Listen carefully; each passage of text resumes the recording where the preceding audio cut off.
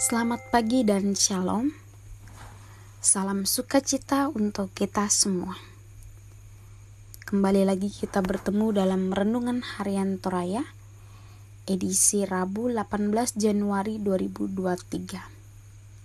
Sebelum kita memulai aktivitas kita dan melaksanakan tanggung jawab kita, mari bersama-sama kita mendengarkan sebagian dari firman Tuhan untuk menjadi penuntun langkah hidup kita. Namun sebelum itu, mari kita tunduk kepala, memohon pertolongan daripada Tuhan. Kita berdoa. Bapa yang kekal dalam kerajaan sorga, Bapa yang kami sembah dan kami muliakan, kami bersyukur atas anugerah-Mu di sepanjang kehidupan kami, bersyukur atas hari yang baru serta napas kehidupan yang masih Tuhan berikan kepada kami. Dan di pagi hari ini, sebelum kami memulai aktivitas kami akan membuka dan merenungkan firman-Mu Tuhan. Berkatilah firman-Mu ini sehingga kami boleh mendengarkan dengan baik dan menjadikan pedoman dalam sul langkah kehidupan kami. Terima kasih Tuhan Yesus.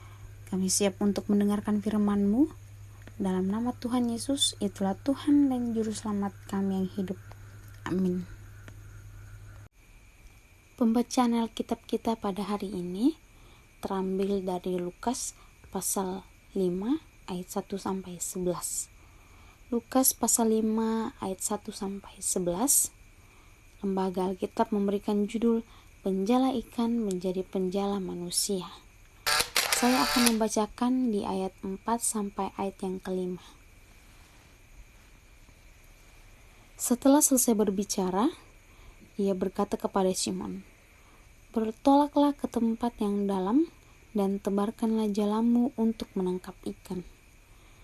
Simon menjawab, "Guru, telah sepanjang malam kami bekerja keras dan kami tidak menangkap apa-apa. Tetapi karena Engkau menyuruhnya, aku akan menebarkan jala juga." Amin. Ya, saudara-saudara, tema renungan kita pada hari ini diberi judul Bertolaklah ke tempat yang dalam. Bertolaklah ke tempat yang dalam. Unnada ikot te unorong adalah kalimat yang sering kita katakan ketika ada orang lain yang mengajarkan kita melakukan sesuatu yang sebenarnya pekerjaan itu adalah pekerjaan sehari-hari kita. Sedangkan yang mengajar kita adalah orang yang sama sekali tidak memahami pekerjaan kita.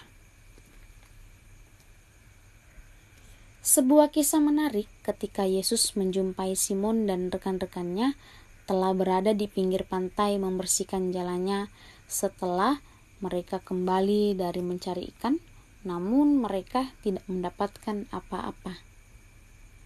Yesus naik ke perahu dan menyuruh mereka untuk menggeser perahunya sedikit jauh dari pantai. Lalu Yesus pun ikut naik ke perahu, dan dari atas perahu itu Yesus mengajarkan orang banyak. Setelah mengajar, Yesus menyuruh mereka bertolak ke tempat yang lebih dalam. Simon memahami apa maksud Yesus, bahwa mereka akan disuruh menangkap ikan lagi. Itulah sebabnya Simon langsung menjawab bahwa mereka sudah semalaman mencari ikan dan mereka tidak mendapatkan apa-apa. Jawaban Simon mengandung makna bahwa sebagai orang yang sudah berpengalaman, tidak perlu diajar lagi bagaimana untuk menangkap ikan. Yesus yang bukan nelayan tidak perlu mengajari mereka, namun demikian mereka tetap menghargai perintah Yesus. Seperti di ayat 5, karena Engkau yang menyuruh, aku akan menebarkan jala juga. Dan ternyata karena mereka mengikuti Yesus, maka mereka berhasil mendapatkan ikan yang banyak. Iya, Bapak Ibu Saudara-saudara, jangan pernah sangsi terhadap jaminan Tuhan. pengalaman dan kemampuan kita tidak dapat menjamin hasil yang akan kita harapkan. Karena bagi Tuhan tidak ada yang mustahil, maka itu ikutlah perintahnya dan yakinilah bahwa melalui perintahnya ada jaminan yang tidak akan pernah mengecewakan kita.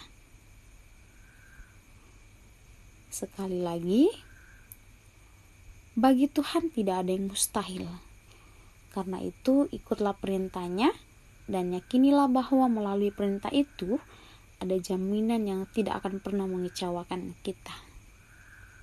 Demikianlah firman Tuhan. Terpujilah Kristus. Haleluya. Amin. Mari kita bersatu dalam doa. Kita berdoa. Bapa yang kekal dalam kerajaan sorga, Bapa yang sangat baik dalam kehidupan kami bersyukur untuk firman yang telah diperdengarkan pada kami saat ini, yang mengajarkan kami untuk meyakini bahwa melalui perintah-Mu ada jaminan yang tidak akan pernah mengecewakan kami. Karena bagi Tuhan tidak ada yang mustahil.